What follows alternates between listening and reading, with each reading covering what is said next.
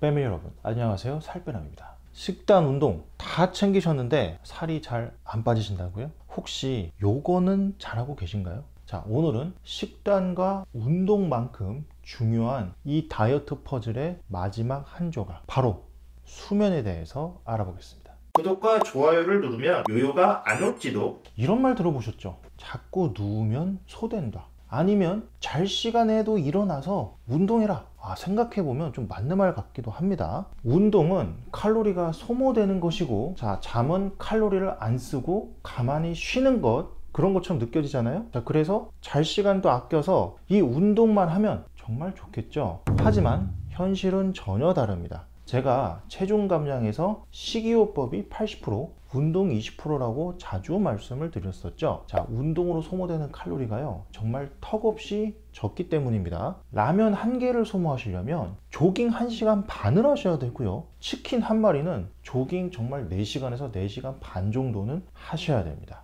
그리고 만약 운동이랑 식단이랑 수면이랑 이 세 가지를 제가 만약 비교했다면, 그렇다면 이건 뭐 전문가들 사이에 정설이 완전히 있는 건 아닌데요. 저는 식단 55%, 수면 30%, 운동 15%라고 생각합니다. 4대 2대 1 정도 비율이 나오는 거죠. 스탠포드 의대의 2004년도 연구에서 1024명을 분석해 봤더니 8시간 이하로 자는 사람은 BMI가 올라갔습니다. 쉽게 말해서 살이 쪘다는 거죠. 이건 왜 그럴까요? 수면에 문제가 생기면 생길수록 식욕을 줄여주고 또 체중도 줄여주는 날씬 호르몬이 있는데, 그 날씬 호르몬인 렙틴이 줄어듭니다. 반대로 식욕을 늘리고 체중을 늘리는 뚱보 호르몬인 그렐린은 오히려 늘어납니다. 즉, 잠에 문제가 생기면 이 살찌게 하는 호르몬은 늘어나고요, 날씬하게 하는 호르몬은 줄어든다는 겁니다.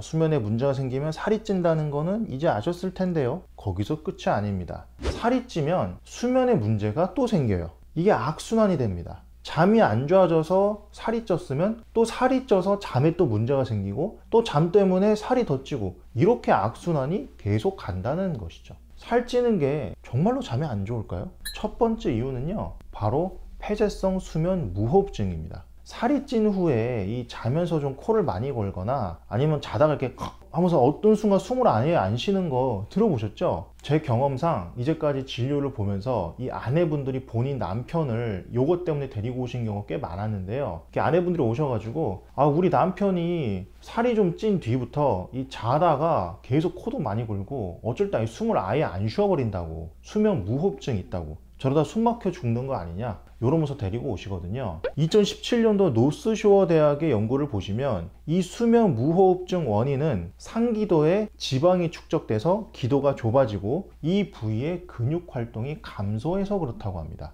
쉽게 말씀드리자면 이 목구멍에서 공기가 왔다 갔다 하잖아요. 그 공기가 왔다 갔다 하는 길이 있는데 그 주위에도 살이 쪄서 그 길이 좁아지니까 그런 겁니다. 또 이렇게 숨을 못 쉴 때는 옥시헤모글로빈 포화도, 그게 95%에서 80%로 떨어지는데요. 한마디로 산소 포화도가 떨어진다고 생각하시면 되는데, 더 쉽게 말씀드리자면은 여러분 몸 안에요, 산소가 확 줄어드는 거예요. 95에서 85로 줄어드는 겁니다. 정말 어떻게 보면 질식이 좀 가볍게 일어나는 거죠. 이게 잘 때 누군가 이렇게 베개로 숨을 못 쉬게 막고 있는 거랑 똑같습니다. 몸에 안 좋겠죠. 이 외에도 하지불안 증후군, Restless Leg Syndrome, RLS가 있습니다.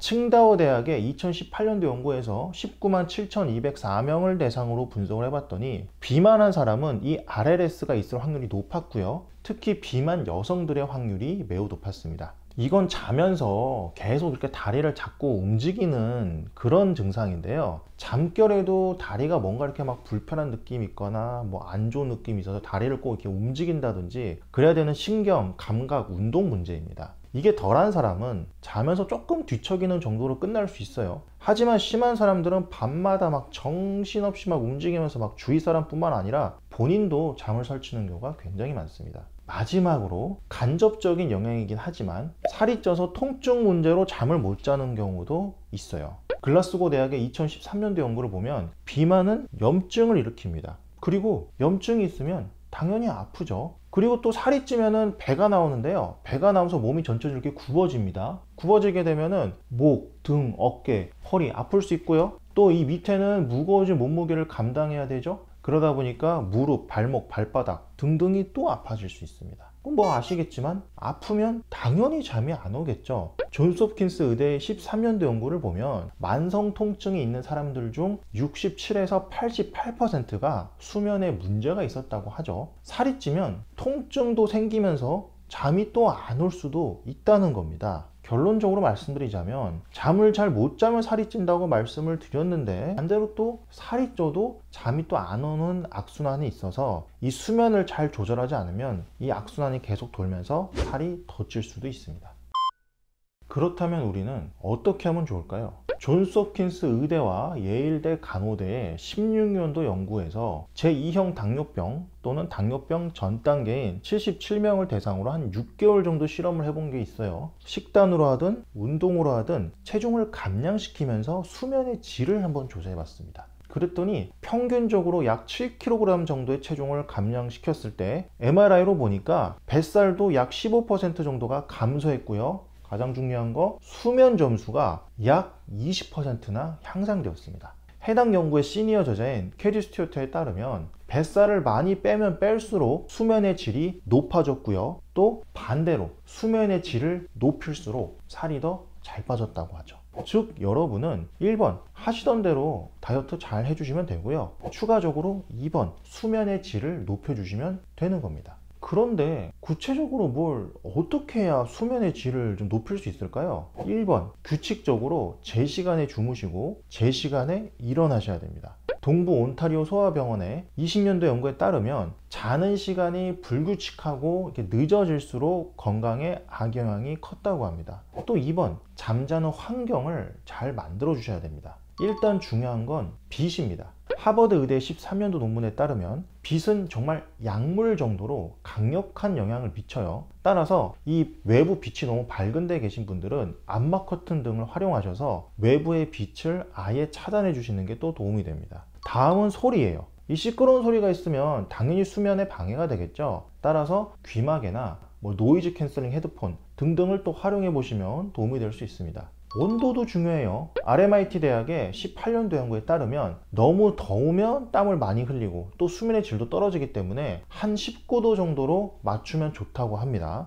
근데 물론 이 온도는 개인에 따라서 조금 더 맞추셔도 될 것 같아요. 그리고 3번, 블루라이트를 줄여야 됩니다. 블루라이트란 핸드폰이나 TV 등의 모니터나 스크린에서 나오는 빛을 말합니다. 주무시기 전에 핸드폰 보면서 잠드시는 분들 많으시죠? 그게 안 좋다는 거예요. 하버드 의대의 15년도 연구를 보면 이러한 빛이 잠을 오게 해주는 멜라토닌 호르몬을 억제시켜서 수면의 질을 떨어뜨리고 생체 시계에 혼란을 준다고 합니다. 물론 저도 자기 전에 핸드폰은 가끔 보긴 보는데 이게 엄청 큰 문제는 아닐 수 있거든요. 아닐 수는 있지만 분명히 손해가 있는 것은 맞다고 보입니다. 따라서 이 잠에 좀 큰 문제가 있거나 나는 잠이 좀 많이 문제다 하시는 분들은 이런 부분까지도 사실은 좀 고려를 해 보셔야 될 것 같아요. 그리고 4번, 규칙적으로 운동을 해야 됩니다. 이븐 시나 의대의 23년도 연구에 따르면 규칙적으로 운동을 하는 것은 스트레스와 불안을 낮춰서 우리를 이완시켜 주고요. 또 기분 조절과 이완에 관여하는 이 세로토닌과 노르에피네프린 등을 촉진해 주고요. 잠을 잘 오게 하는 엔도르핀도 촉진해 주고 생체 시계를 또 조절해 줍니다. 자, 이런 식으로 수면에 도움이 돼요. 그리고 또 이런 이득들이 잠이 들 때, 그러니까 입면에만 도움되는 게 아니라 잠이 들고 나서 유지시켜 주는 거, 수면 유지에도 또 도움이 됩니다. 그런데 운동을 하긴 하는데 어떻게 하는지도 좀 매우 중요할 수 있어요. 이게 어떻게 하느냐에 따라서 차이가 많이 날 수 있습니다. 중간 강도의 운동은 잠에 좋은데요, 높은 강도는 오히려 수면의 질이 낮아지는 경우도 있습니다. 따라서 운동은 중간 정도로 적당히만 좀 해주시고요. 주무시기 1시간 전에 운동은 수면의 질이 낮아질 수도 있다고 합니다. 특히 강한 강도의 운동을 하셨다면 정말 수면 3시간 전에 하셔도 악영향을 줄 수 있다고 하고요. 따라서 이 운동 시간을 일단 너무 늦게는 하지 마시고 좀 적절히 맞춰주시면 좋겠습니다. 그리고 이걸 아무 때나 막 하지는 마시고 좀 일관적이고 규칙적으로 할수록 그러니까 매일 같은 시간에 할수록 수면의 질이 올라간다고 하였고요. 마지막으로 불면증이 이미 있으신 분들의 경우에는 일주일에 6번 이상 너무 자주 고강도로 운동을 하면 오히려 잠의 질이 떨어지는 경우도 있으니까 좀 그런 부분을 염두에 두시면 좋을 것 같아요.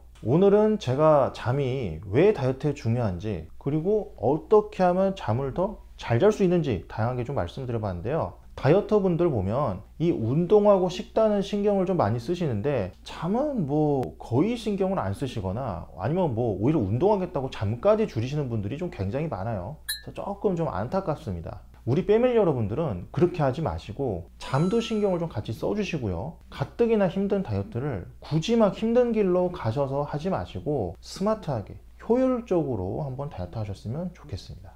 오늘도 다이어트와 건강을 위해서 열심히 공부하시고 노력하시는 우리 패밀리 여러분들, 저는요 여러분들이 정말로 자랑스럽습니다. 이상 여러분의 다이어트 가이드 살빼남 그리고 브로콜리였습니다. 감사합니다.